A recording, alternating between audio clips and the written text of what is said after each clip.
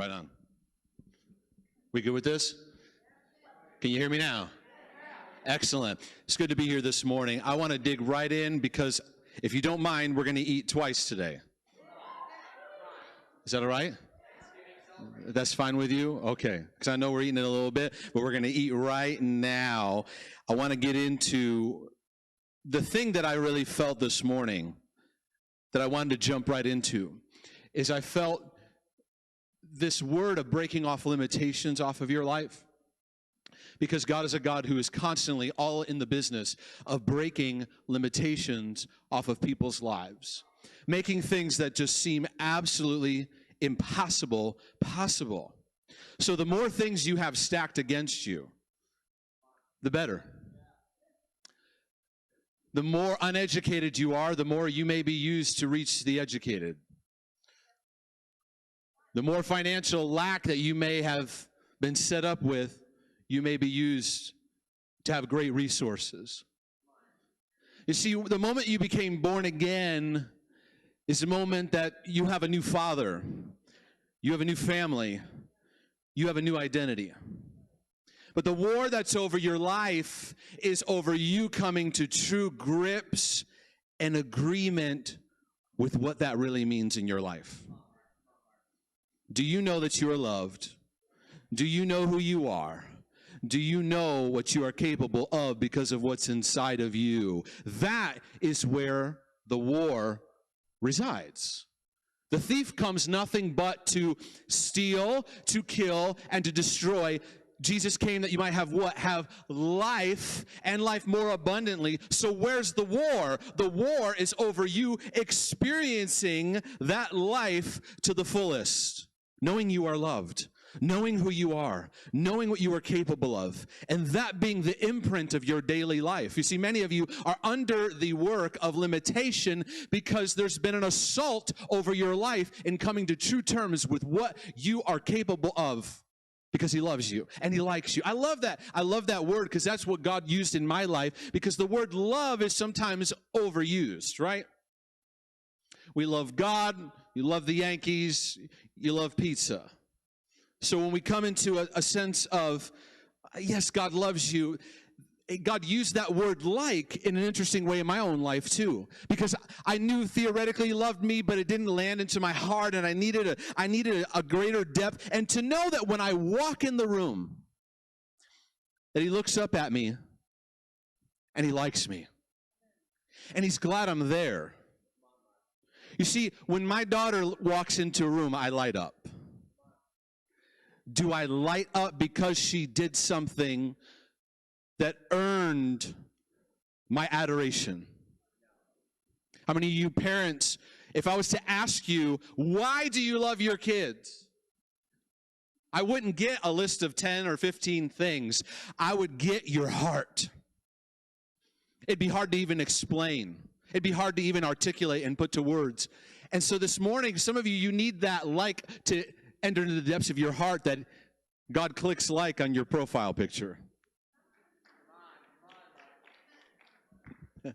You don't. Some of you even struggle in putting up a profile picture because you don't like what you see when you look in the mirror. But he likes what he sees. He likes who you are. He likes who he made you to be. Romans 8:15 set a precedent in my life to break off limitations. And I want to do that. I want to give you a quick run through of breaking limitations off, and then we're going to break them off this morning and enter into celebration. Because, church, you are in a stage of entering into the new at another level. Out with the old and in with the new, right? Some of you are going to experience healing in a dynamic way because God's going to take you into some deep trenches, some deep valleys to bring you to new mountains. But that's not going to be every time. There's going to be those of you in certain areas of your life that Taylor Swift's song, Shake It Off, is the word for you. Because what you need to do, instead of going through 17 years of some kind of emotional healing process, your word today is, shake it off, shake it off, You didn't believe me, did you? You didn't believe me. Because some of you are so overwhelmed by your history that you just rather shut it down, shut it out, and forget about it. And there is those processes where God takes us through the valley. Are you with me? David said, though I walk through the valley of the shadow of death, I will fear no evil because you're with me. Your proximity, your presence, your abiding love for me takes me through that, and I trust you, so I'll let you work through that process. But sometimes we try to go through that and go through that and go through that, and sometimes we need to just go and step into the new. That one doesn't land as much. That one hit like a lead sled in some of your hearts. Like, no, this is too impossible. It's too big. I can't just shake it off. Because for many of you, some of the bondage is like a chihuahua that's biting your ankle. Anybody here have a chihuahua? When they at your ankles. What's the one thing you can do? Sorry, dog lovers. What's the one thing you can do to just kind of settle the playing field? Just like this. And some of you this morning need to stand and do this and begin to start shaking it off and begin to set the new course, out with the old, in with the new. It needs to be a new posture in your heart this morning. If you receive it, say amen. Romans 8:15 set a new precedent for me because it helped me to see the war and the battle over me coming into full agreement and alignment with who I am. Where's that whiteboard? Did that whiteboard show up? Where did it come here? Thank you. Thank you very much.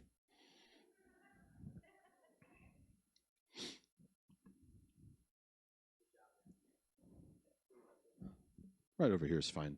That's great. Thank you, sir. I'll help you.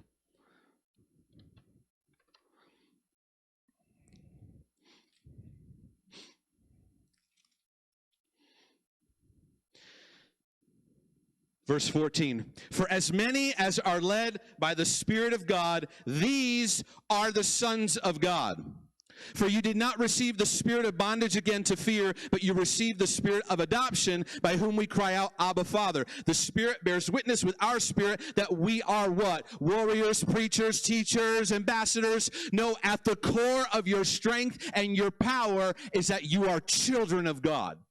For most of you here in this room, the war is over the fact that your identity simply as a son and as a daughter has been ripped and stolen from your life.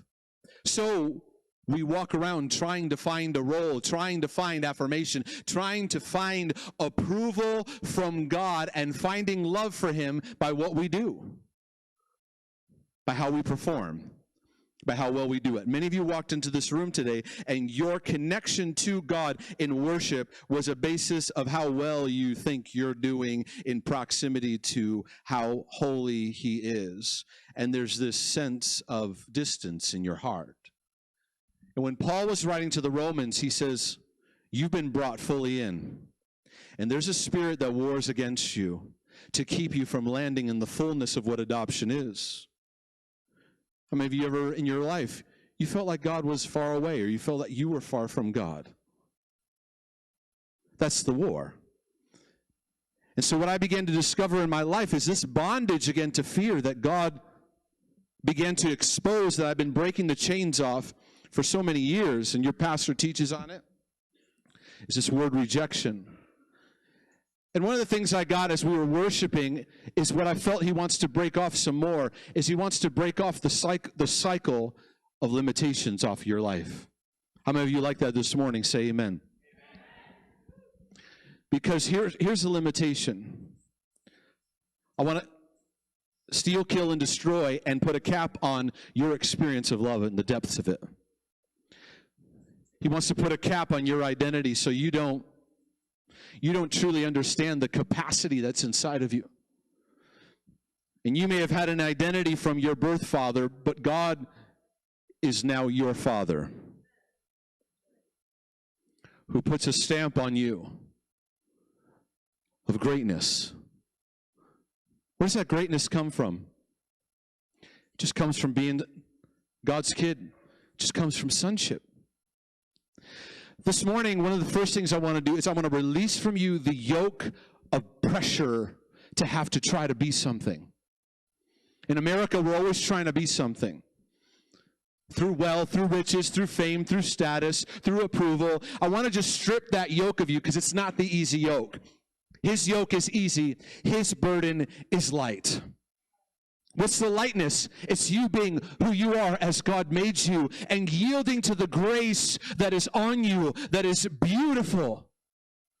Everyone in here, there's a grace on your life that is in alignment with your identity, and what rejection wants to do is put a cap and limitation on it to devalue who you are, to make you insignificant, to feel that you don't measure up, you don't feel that love, you don't feel connected to it, so you struggle with your identity, so then you struggle with a sense of purpose. And what's really your purpose? It's your fruitfulness in relationships. It's not just being a famous preacher, teacher, writing books. It's not just performing and having great success. It's that you're effective in relationships. Do you understand that all ministry and purpose really comes down to how well you're able to do relationship one with another? Sometimes we get so caught in the success loops and the success cycles of our culture that we don't know how to just sit down and break bread with one another. Are you hearing what I'm saying? In fact, those of you that are entrepreneurs in the business cycle, beware of getting caught into the hamster wheel of constant going and constant doing and not having value for the life of the heart, having value for relationship. Everything's moving and moving and moving fast, fast, fast. We fall into a buzz of life because we're uncomfortable with connecting to who we really are. So therefore, the thief comes to steal, kill, limit love, steal, kill identity, and steal your purpose in relationships. Because all he's got to do is pull a couple triggers. And we got a couple church splits. Pull a few triggers, and people are distracted with arguments, easily offended, easily taken out. And I found this pattern to be one of the greatest traps that is taking people out of their potential. Now, many of you here this morning, you need to understand that the enemy wants to keep you in a cycle of limitation. I want to talk to you about the cycle of limitation being broken in this room. Are you ready? I'm going to give you a free session with me this morning to help break off the limitations that are in your life. I'm going to walk through 10 things, and then I'm going to break them off of you this morning. Would that be great? How many of you would like some freedom today? May hurt a little bit before it gets better, so you got to bear with me. So the first thing I want to tell you is you all have a family tree in your life. And see, what I've learned is at the gate, when you were born on this planet, there are certain patterns in your family history that want to follow you, that rejection wants to keep its clamp on your life. So if I was to talk to you for 3 minutes and you were to give me a snapshot of your family tree history, there are certain patterns and certain cycles and certain beliefs that are ingrained in your family history that sometimes we kind of just put labels on. I'm like, I'm just really angry because I'm Italian, or, I'm cold as ice because I'm Norwegian, I'm really dramatic because I'm Puerto Rican, whatever it is. We just kind of put labels on it. See, I'm half Puerto Rican and half Norwegian, so I have fire and ice inside of me at the same time. I have a really, really weird war going on. It's just like constant schizophrenia, war and attacks over each other, It just... Cold, I shall not be moved. Norwegian, with the dramatic, everything is dramatic. Puerto Rican, just constantly going after each other, right? And sometimes we put funny labels to stuff, but we don't realize there's a setup. Everybody say setup. That there's a setup that though you have to understand when you're born again, you have a new DNA that is now being enveloped in your life. The seed of God is now in you to grow, to bloom, to blossom. But the war is that you would land in the groove of your family tree instead of landing into the groove of the new creation and manifesting the new DNA in your life. So what was the deal? Fatherless homes? Moms that were cold, not able to be nurtured? What was your setup in coming into this world? Wasn't anything you can do about it. You couldn't choose your mother and father. You couldn't choose the family that you were born into. You couldn't. Your generations only went so far in certain areas of your life, and now you are presented with that cap. What will you do with it? Every generation has a decision to make of whether or not they will follow into the sin patterns and mindsets and limitations of the previous generation, or will they rise up like Nehemiah, bend the knee, and say, no, we are going to end this right now to set a new lineage and a new heritage for generations to come. See, some of you don't realize that you're actually fighting for your family tree and what the inheritance is going to be in your life.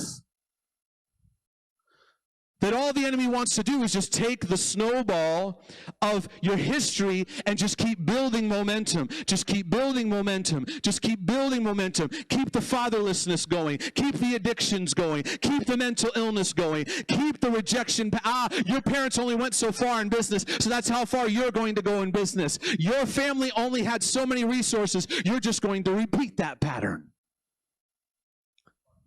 Now, many people stop right here and we just repeat what's familiar. Because it's all we know. Why?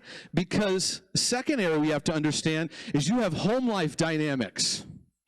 Home life dynamics that reinforce the family tree. You know what one of the worst ones is? I'll tell you one of the worst home life dynamics. We don't talk about that stuff.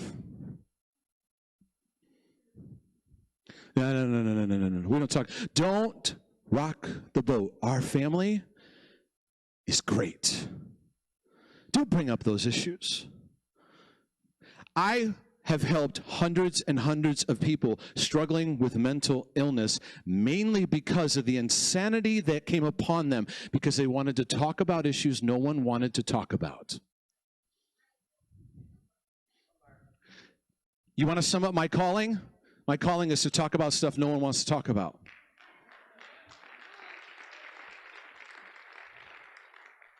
Right? So this is what I would bump up against in the church. Oh, Mark, the past is in the past. It's under the blood. I said, awesome. If it's under the blood, then you can talk about it all day long, can't you? Oh, wait, it's under the blood. That means that you're free, right? Isn't that what that really means? No. What they mean is under the blood means under the carpet. Right? And because we're so clothed with shame, so clothed with guilt, we don't know the power of coming into the light. You see, God is love. It's the very essence of his character. It's his nature. He doesn't have love. He is love, but he's also light. The light of his glory is bright, but it's not a light that condemns and casts you out. It's a light of invitation in his love, but like Adam and Eve, we put on fig bikinis and we hide, right? And so we find different ways to kind of put cliches or throw a quick scripture on it. But really the reality is we don't want to deal with our stuff. We don't want to deal with pain. And so Americans do everything we can to move away from pain and towards comfort as quickly as possible. And the family dynamics keep it in play. Yes, it's dysfunctional. Yes, it's crazy, but that's just the way that we are. And then the moment somebody rises up to say, you know what, I feel like we need to talk about something. Can we just come to the table and just have a discussion? Not a condemning thing, not a I'm better than you. Just, hey, can we talk about stuff? The moment we start shaking up the devils in the family tree, because it's like, no. This is not going to change. This is going to stay the same way. You are not going to rock the boat. There's an interesting story when Jesus was teaching. Disciples came along and said, hey, Master, hey, look, it's your mom. It's your mom. She wants to say hi, Mom. Right? All the Italians would have dropped their message and went right over to her.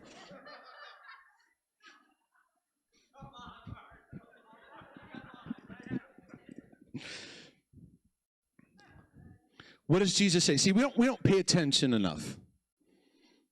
We don't put ourselves in the situation. We don't breathe in the moment of what's happening. Jesus looks and says, "Hey, my mom. This is my mother, father, sister, and brother." Was he dissing his mom in that moment? No. He understood the pull of family that can sometimes take us out of alignment with the assignment to break through some of our limitations. In his case, to take him out of assignment of the moment of what the Father was doing. If any of you have ever tried to overcome in a certain area of your life, I'm going to tell you something, because we're entering into Thanksgiving, entering into Christmas. I'm going to give you a word that's going to help you through. Because all I need to do, if I'm the enemy, is just use your family. Okay? Don't take this in a dishonoring way, that I'm promoting dishonoring family. None of that. That's not where I'm going. So if you're going in that direction, that's not where I'm going. I'm talking about be aware of the areas you're breaking through. You see, you decide one day, you know what? I got a lot of depression, bipolar in my family. You know, I want to break through. I want to see God heal and begin to transform my mind. And all I got to do as the enemy is I just got to get you in proximity with your family members, because that stuff is familial, it's familiar, and their negativity begins to come on you. And then you walk out of your Christmas party going, "Oh my goodness, I'm so lonely, my world's going to end, I can't even see straight." And you forgot, you lost your sobriety, because all that happened was just the familiar ruts came in and brought you back into old patterns. And what you need to do is sober up to snap yourself back. I'm of a new order and of a new kingdom, and I need to be aware, be sober, be vigilant, and be aware of how everyday ordinary interactions will pull you back into the old patterns, keep you in limitation. And so in Jesus' case, he goes, "That's not my mother." I mean, you got to break through a lot of guilt to say that, don't you? Because the moment you start breaking through, he says, "You know what? I'm just kind of sick of the negativity in my life. I'm going to step up into a new way of thinking. You know what? I'm just sick of giving into fear every time it speaks. You know what? I'm tired of a spirit of heaviness in my life." The moment you do that, the enemy will use guilt in your family to pull you. "Oh, you think you're better than us?" You walk in, they go, "How are things going?" "Really well. Man, I've had a great year." "Oh, you think you're better than us?" They don't say it, it's in the air. You don't hear about it till 3 days later, because they told Aunt Judy, who told Cousin Nancy, that then it came back to you, right? All to do what? Derail you from your transformation.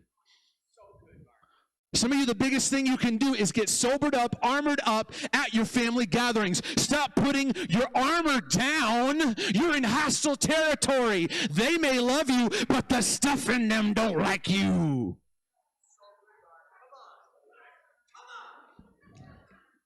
We're going to do mother-in-law deliverance at the end of this too.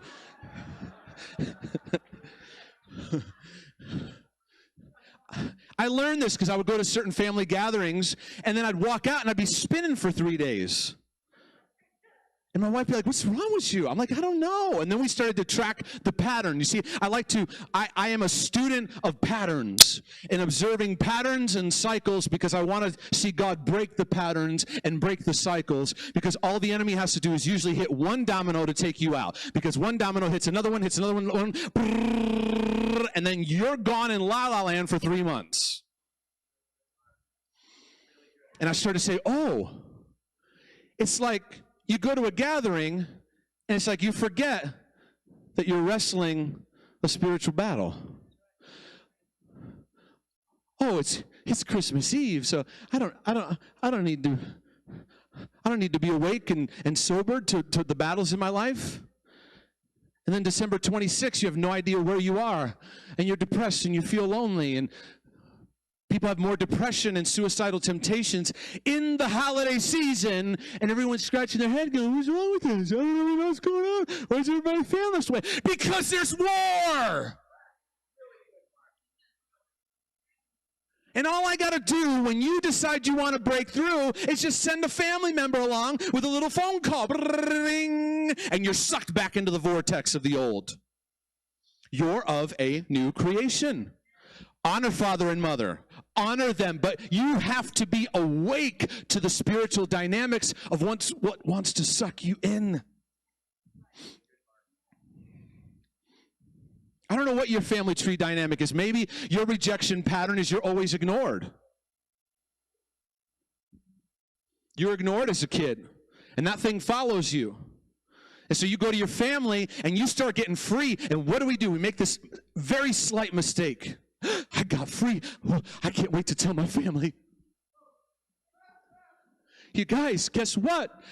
God did some things in my life. Or maybe you can't even use God because they don't want to hear that. Hey, I've been doing great. I started making some good choices. And then what happens? They're like, you pass the turkey, and you're like, what the?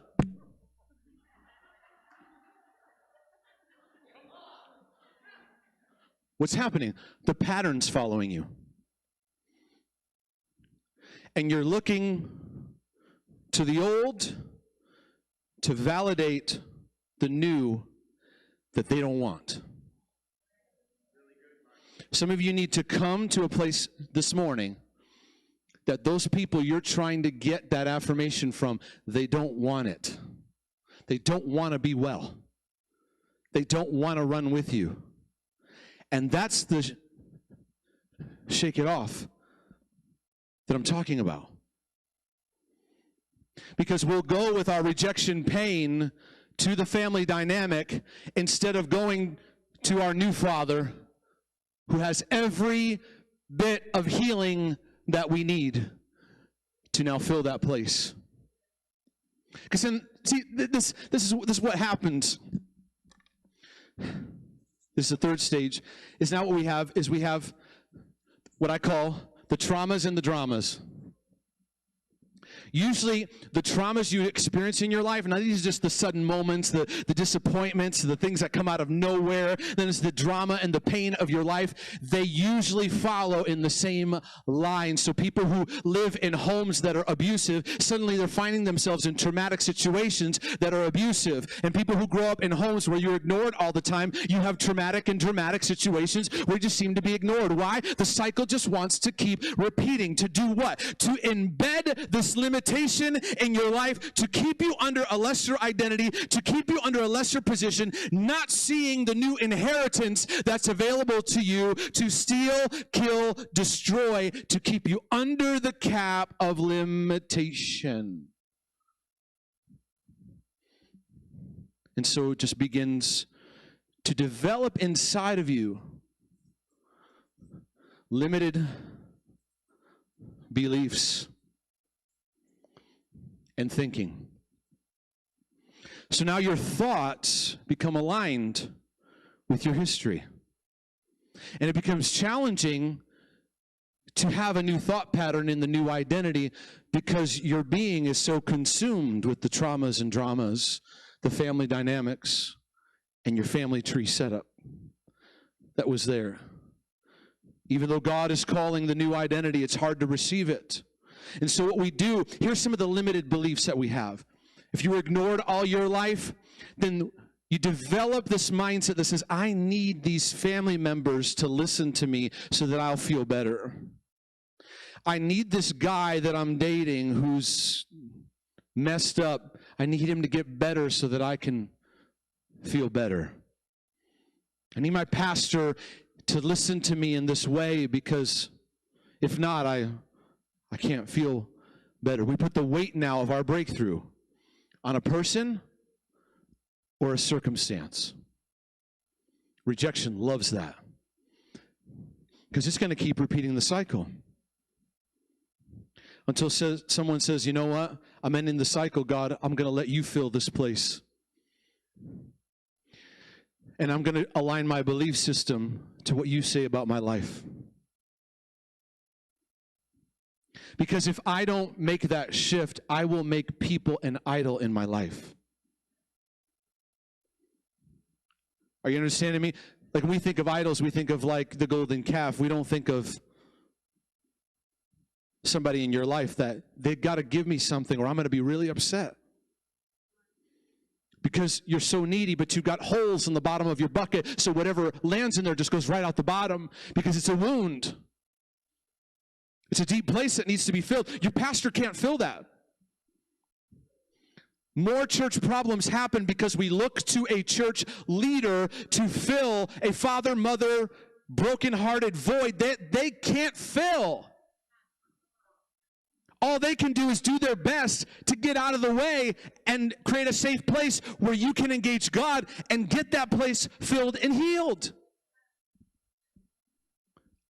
I mean, for crying out loud, I would tell people, if you're mad at your pastor, you're not mad at your pastor. You're mad at something in your history that you're putting on him or her.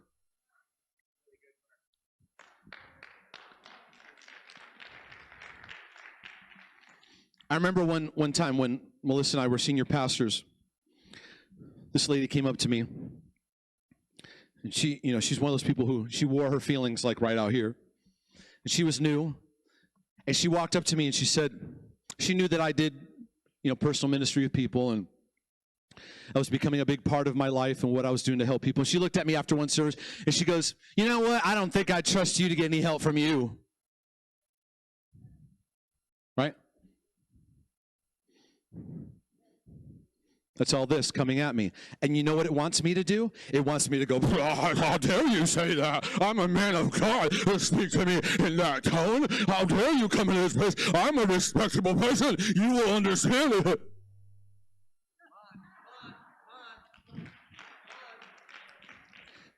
What do? I just magnified the traumas and the dramas.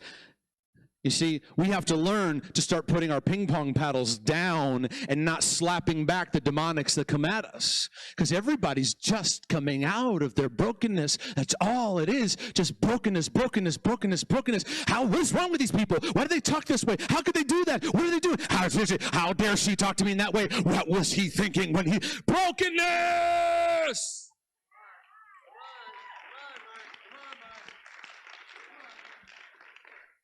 And so what we do is people's brokenness then aligns up with other broken slaves that respond in slavery mode rather than sonship mode. So in that moment when she said that to me, this is what I said back. I don't know that I'd trust me either. What did I do? In a very kind and loving way, saying, "I am not your history." I say this over and over again to my fellowship. I would say, those of you that are new, this is what I need in order for us to have a good relationship. I need you to give me a fresh start in your life, because that's what I'm going to give you. Otherwise, it's like, you're going to say all kinds of stuff. You're abusive, you're controlling, this is a cult, Jezebel!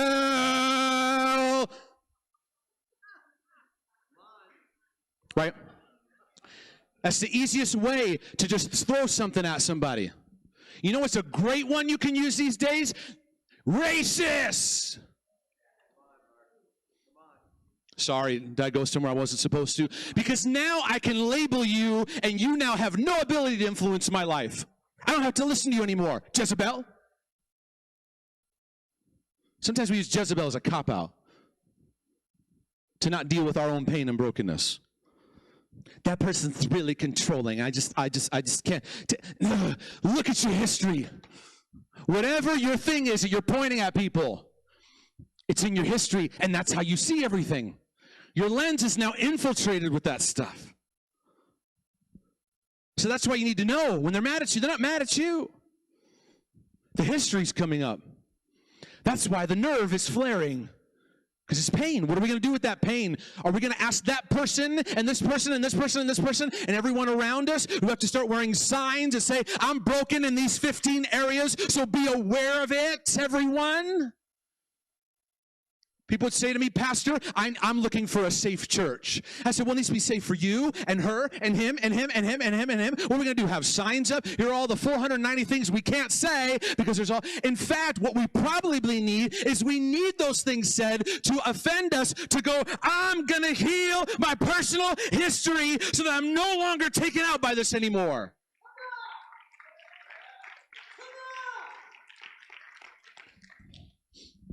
So unfortunately, it gets worse. We self-protect. I'm going to protect myself. How am I going to do that? I'm just going to put up walls in every way I can, because I don't trust men. Men are not trustworthy. It was just one guy, but I'm going to take that one guy and I'm going to transpose it onto all 3 billion men of the world. She was crazy. That woman was crazy. By the way, that's what a lot of guys say when they break up with girls. Oh, dude, she was crazy. And maybe she was. But are you dealing with your history? We put up walls and we make these declarations, vows, and statements that keep us now planted in our junk. Defense posture. And now you're worn out. Now you're exhausted. Now you're wondering why you have chronic fatigue and you have adrenal failure, because all day long you're going like this. You got your dukes up and you don't know how to just put your gloves down in relationship. Somebody comes and they just want to hang with you. They just want to talk to you. And you're like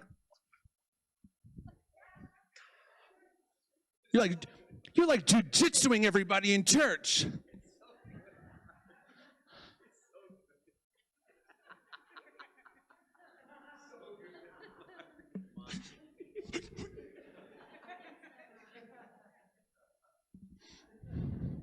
You're like, God, you're amazing. You love me, but even though God's saying, I need you to see my love manifest in those relationships. There is no just you and God. Do you know that? You see, the thing we forget is when you're born again, you're a son, but you're now got brothers and sisters, and there's lots of them. You see, when my son and daughter fight with each other, what do? If I'm a good dad, I'm going to help them learn how to what? Get along with each other. If my daughter comes to me and goes, Daddy, I just want to be with you. I never want to be with Max ever again. And I'm going to go, yeah, no, at times I may be tempted because she's so cute. Oh, yes, honey, just me. I'm going to go, no, I'm going to teach you how to interact with your brother.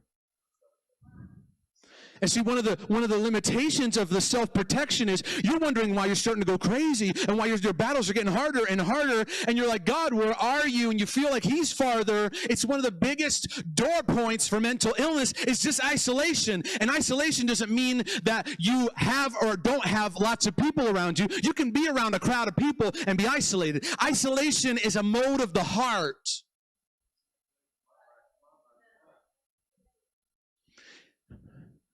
But you're still alone inside because we're not able to work out.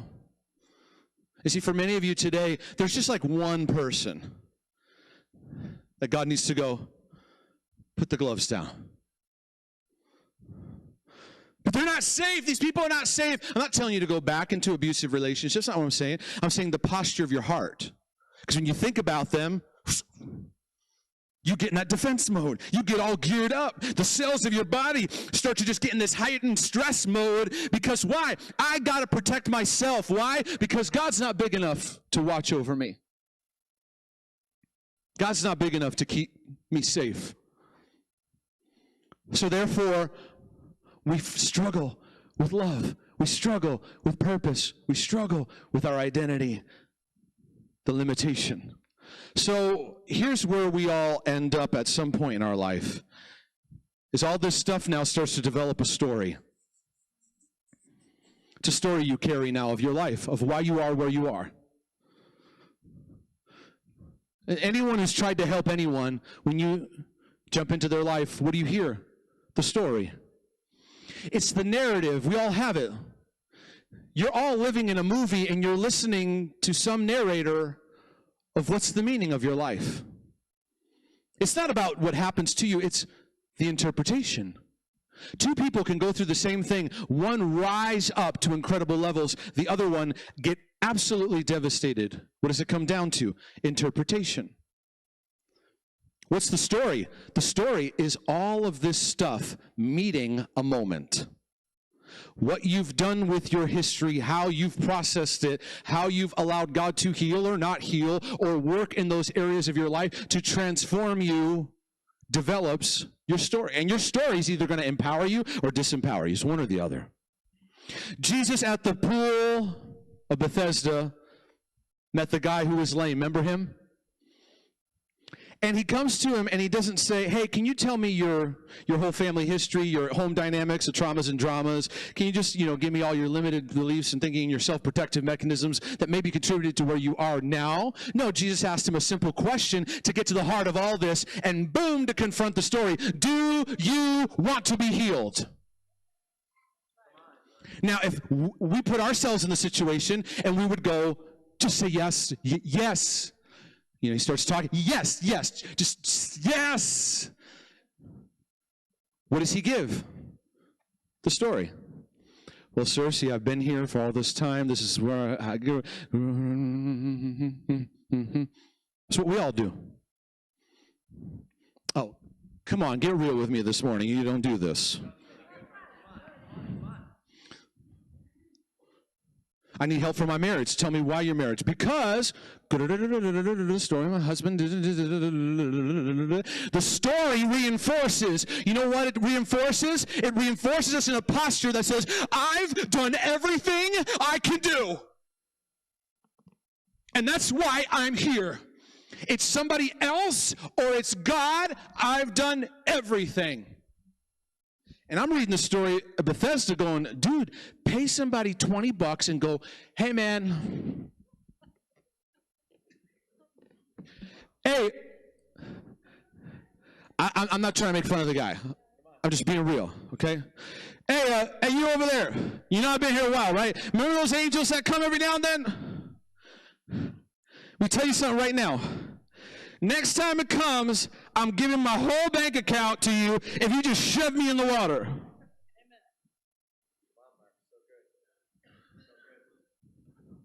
You guys all right over there? Why am I laying here like this? It's because this is where a lot of you are spiritually. And Jesus comes, and he doesn't ask you for 98 counseling sessions, although counseling is helpful. I help people all the time. I do sessions with people for hours, all kinds of stuff. I'm not against it. The problem is your healing could go a lot quicker if you just answer this question. Do you want to be healed? Well, you haven't met my husband. You don't know what he's like. I'm telling you what, man. Married for 20 years, you know what I put up with this man? The story. So the word of the Lord comes and says, whose report are you going to believe? Because the story is the report that you believe about your life. Where are you right now? What's the story that you're believing over your life? Now, what we do is we go, if you only knew what I've been through. You know what that actually means? It actually means that your future story is going to be remarkable.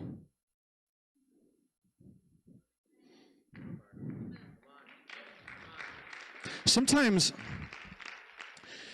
I mean, God bless you, but sometimes I don't have a lot of patience for people who haven't been through anything. Like, there's a few of them out there, I call them aliens. They're there. You can see them in a room. It's just like, you talk to them about brokenness, and they're like, oh, that's really sad. Oh, that must be terrible. You want to punch him in the face sometimes. Because you're like this. And there, whoops. I'm okay.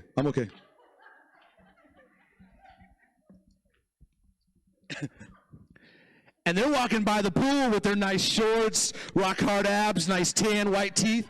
Hey, oh, I'm really sorry. You okay? Oh, that must be terrible.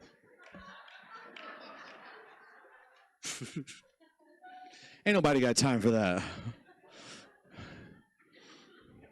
Because God loves using brokenness.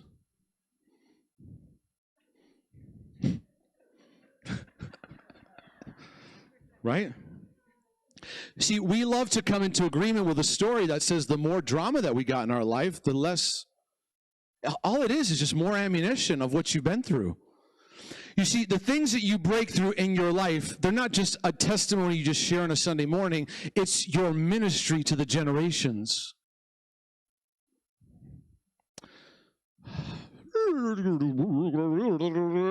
See, what you don't understand in your life and in your journey is when you have a breakthrough, it's not just a nice testimony you share on Sunday mornings, it's your ministry to the generations.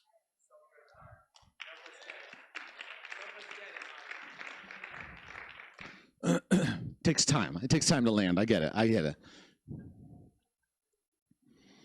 So we have to ask ourselves, do I want to be a victim or do I want to be an overcomer at this stage? If you answer, I want to be an overcomer, then now it's all about the possibilities of what God is doing, going to do, continue to do. It doesn't mean you don't look in your past. Folks, in your car, you have a rearview mirror. It's there. It's needed. Some people in their spiritual life ripped it off, and they don't realize how their past is affecting their present. That's not what I'm advocating, but the rearview mirror is there for a purpose, for a certain signal. Oh, okay, I got a little bit of my stuff that I need to deal with in God, but there's forward movement in the healing process. Are you understanding me? You know, I'm not always like, my wife will tell you I'm not always like the best driver because I get like thinking too much when I drive. And I remember one time I was driving and all of a sudden I was kind of spacey, you know, thinking. How many of you do that when you drive? Like you're thinking and I'm going on the highway, didn't know I was going a little too fast. And all of a sudden I see these bright lights in my rearview mirror. I'm like, oh snap. I pull over. The cop is all upset. You know how long I've been following you? And I'm like, oh, no. I wasn't paying attention to the rearview mirror. He wasn't very happy at all. So I'm not advocating to sit in your past, but God is always redemptive in his healing process. That he can deal with your history, but you're moving forward at the same time. Some of you, that's your word today. Is that you're like, oh man, I just need to have a pit stop in life. We have this vacation mentality. I need like 6 months off or 3 years off from life to then get healed and then put me back in life. That's the vacation theology. No. God is in the business of healing you in real time, in your life, in your situation, to renew. The biggest thing he can renew is your story. Because if not, the story... And I'm going to end in just a moment. The story will look for validation. So this is what you do. You have people hurt you, and someone rejected you, and you look for it in a room. 99 people love on you in a room, but you saw that one person who ignored you, and that's what sticks with you.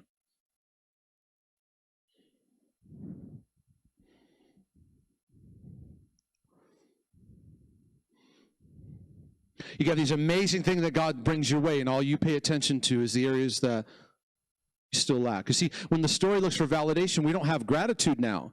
We don't have a focus on what God is doing. We can't see what he's doing because all we're seeing is the history that we keep looking out for. For many of you, you need to develop a new radar of what you look for. Because, folks, rejection wants to be rejected. Where'd you go? You still here? You still here? Some of you, like the turkey coma is starting to come over you. Blood sugar levels are starting to rise. God, deliver them of hypoglycemia right now in the name of Jesus. Wake them up. Because now we're getting where the rubber meets the road. Because here's an interesting thing that I find is that these patterns of our life,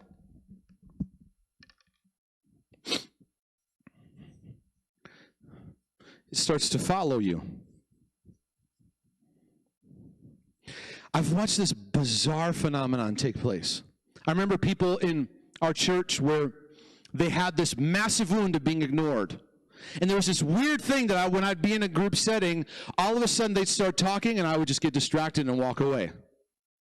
And my wife was like, what are you doing? I'm like, what do you mean? Every time that guy talks, you turn your head and look the other way. I was like, word? That's how we talk. Word? I was like, I didn't realize. I got sobered to the rejection setup that was following this person to use me as an affirmation of, yes, you're not worth listening to. Or we've seen Women that have been in abusive relationships, they'll step into a room with 100 men. 99 are amazing guys, and she will find the one that is a perpetrator.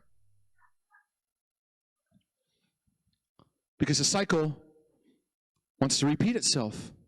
See, the thing you don't understand is even in marriages, when you get married, your demons are friends. They like each other. They're drawn to each other. They want to keep the stuff and the drama going to keep you from the breakthrough until someone recognizes the war going on and starts changing the agreements, because what you need is a change on the inside so that that manifests in your environment. You're wanting your environment to change. Honey, it ain't going to happen. You need an interior change that then manifest to change the atmosphere around you. Because God will either shift the environment or upgrade you into better environments that match up with the DNA that's on the inside of you. Are you hearing me? Otherwise, we stay in the cycle. We stay in the cycle. We stay in the cycle. Why? Because rejection wants to prove itself. Underline that word, prove.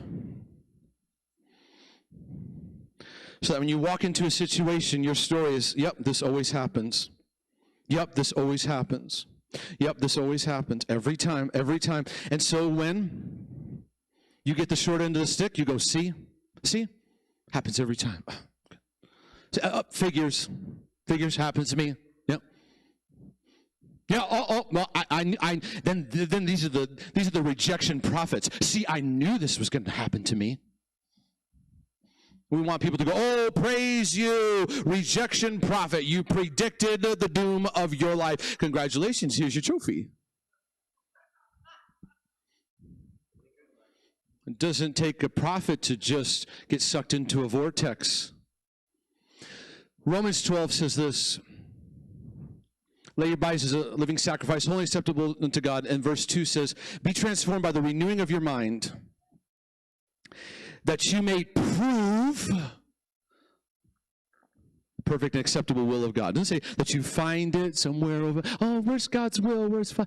When you get renewed in your mind, you're not just searching for the will of God. You think how he thinks and you prove it. It's tested and proven in your life. That is the ultimate fruit of mind transformation, is when the will of God gets proven in the manifestation of your life. But we have to make a decision. Whose report will we believe in our life? What's the report and the story over your life? Because otherwise, we will daily prove the acceptable will of the devil, which is steal, kill, and destroy. But it's subtle language. See, it always happens to me. See, I always get the short end of the stick. See, men always treat me this way. See, this always happens. Until someone says, stop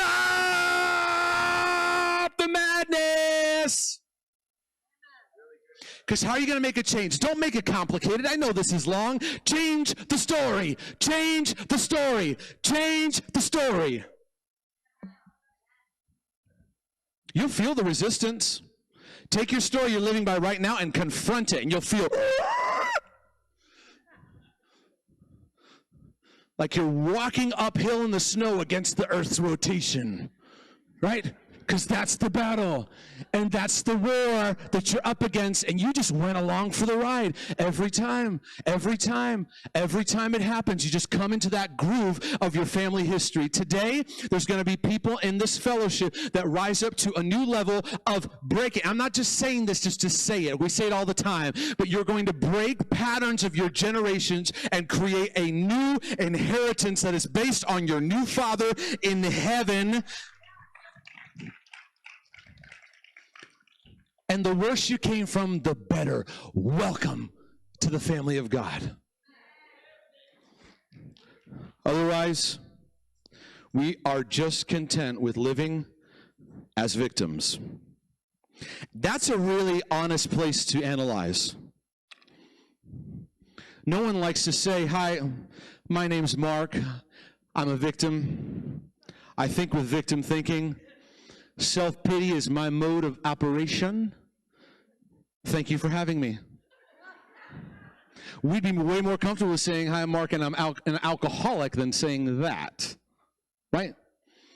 Because we don't like considering ourselves to be victims. But you hear the victim prayers. You hear the victim mindset in your prayer life. It goes like this. Oh, God, if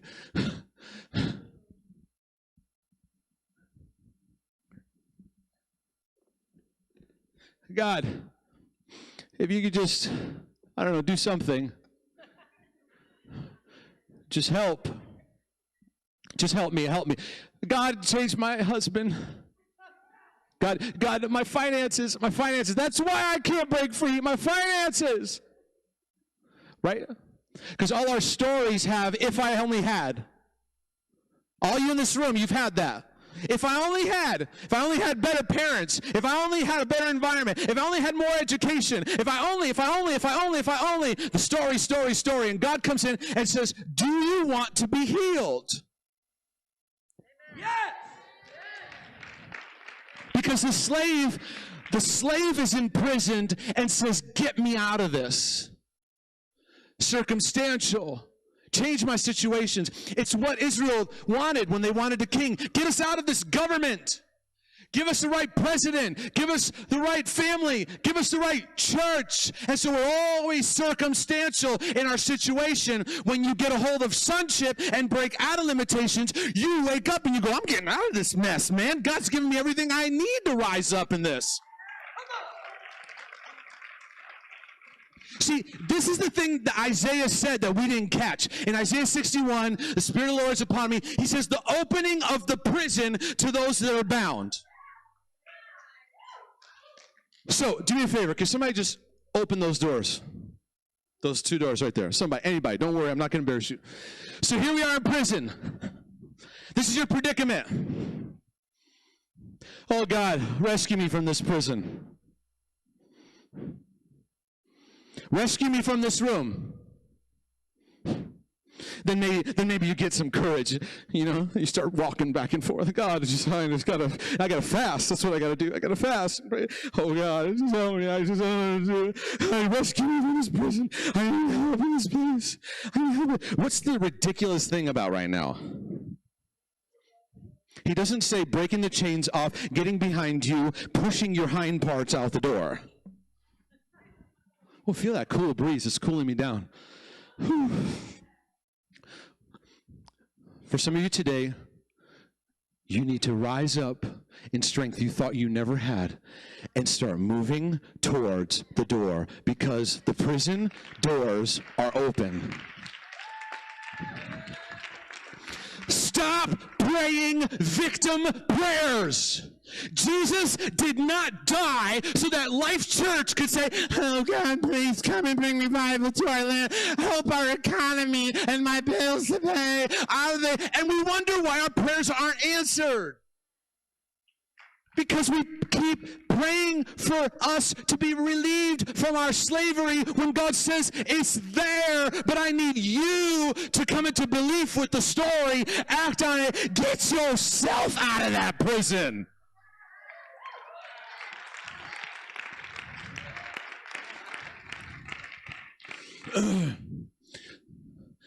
This is what sometimes makes me a terrible counselor. Oh, I've been in this abusive marriage for 20 years, so what are you going to do about it? Wait, I thought I was going to come here and you were going to really feel bad for me. I love you so much in the pain that you face, but I love you even more that I want to see you free. What you going to do? You see, I'm going to empower your decision because all you are is one decision away from everything changing. You know how I got over chronic anxiety? I said, I'm not tolerating a spirit of fear in my life any longer. No one's going to do it for me. I'm going to step into I'm relying on the Lord's strength. I'm waiting for His. You'll wait till you die. Break chronic depression. I'm tired. I'm sick and tired of living in this heaviness.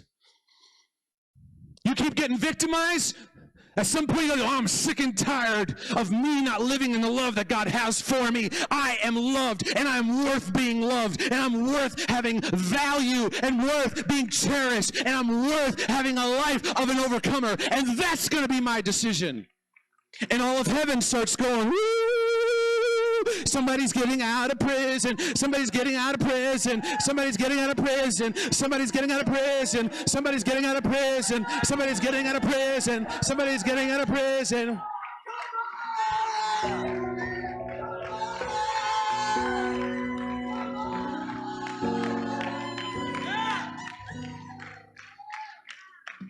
Stand your feet. Stop asking God to do something He's giving you the ability to do. Stop asking Him to rescue you from something because you don't want to make a decision. He is not the easy button. You have to make a decision today. Choose life or choose death. Your future is in your choices. Joshua said, choose you this day. The breaking off of limitations in this house is predicated on decision. Make a decision, church. Make a decision. He loves you. He likes you, but He's a bad dad if He patty cakes you all day. He loves being with you. But the story you keep bringing out, and He loves you, and He hears it, and He's all right. He still hears the sob story. He still hears the victim story, and it's all right because He's patient with you. He'll hear the cry of your heart, but you need to make an exchange this morning. The beauty for ashes, you got to give those ashes to Him and receive the beauty now. Heaven wants to align itself with the story that's inside of you. Everybody say this morning, I want a new story. I want your story, Father. Your story doesn't have to be your history, but you can decide right now. And no one's going to do this for you. And God will not just jump into your brain and into your heart and just fix this for you. That's a puppet master. Posture yourself as an overcomer, knowing He's given you the keys to the kingdom. He's giving you decision. He's giving you choice. God, I pray for every heart in this room. The one thing I pray is that, Father, you'd give them the courage, a spirit of courage in this house. That says, come hell or high water, I'm living the story, I'm living the testimony of chains being broken, that whatever sins are in your family line, whatever limitations you were born into, that God would give you a new framework, a new wineskin, a new spirit, a new song that you start to sing. Some of you need a new song in your heart that you begin to sing. You've been singing the same old song, the same old thing, and this is a new day. Behold, I've begun a new work in you. This is a new day, a new hour. I lift you up out of that posture by the side of the pool, and you jump into that water and get your healing today.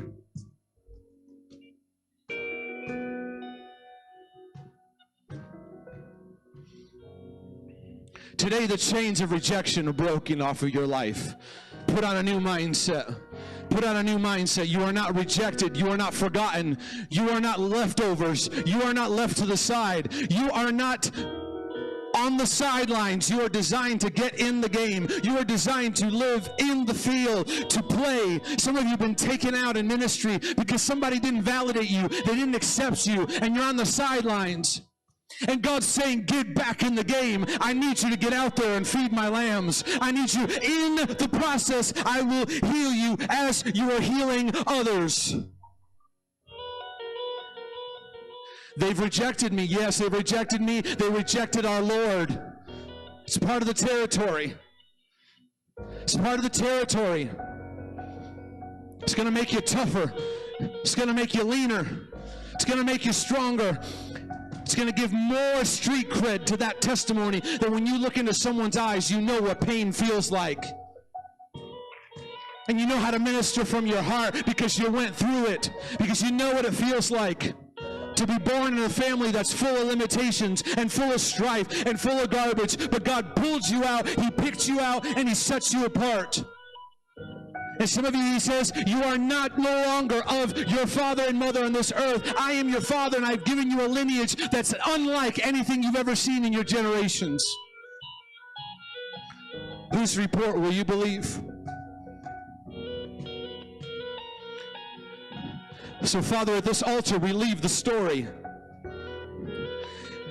And if you want to leave your story and allow God to change your story, I want you to come right up to this altar and just put your hands right on these steps and say, I want a new story. I'm leaving my disempowered story here. I'm leaving it here. It's got to die. It's got to